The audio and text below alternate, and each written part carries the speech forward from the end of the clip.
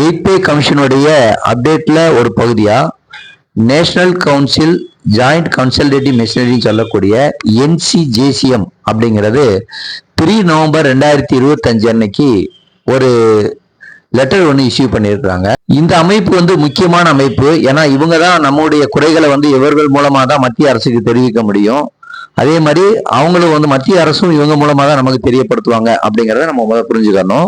இவங்க நவம்பர் 7 அன்னைக்கு 2020 திரும்ப ஒரு லெட்டர் ஒன்று இஷ்யூ பண்ணியிருக்காங்க. யாருக்குன்னா all standing committee members of the national council சாஃப்ட் சைடு JCM அப்படின்றதுக்கு.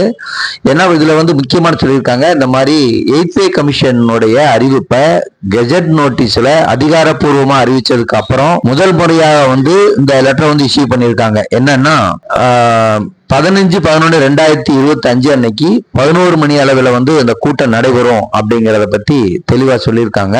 இந்த கூட்டத்துலதான் முக்கியமான முடிவுகள் எடுக்கப்படும் அப்படிங்கிறத பத்தியும் இதுல தெளிவா சொல்லியிருக்காங்க. அப்ப இந்த கூட்டத்துல என்ன முடிவு பண்ணாங்க அப்படிங்கறதெல்லாம் தெரிஞ்சுக்கிறதுக்கு கீழே இருக்க லிங்கை கிளிக் பண்ணி பாருங்க. நன்றி, வணக்கம், ஜெயின்.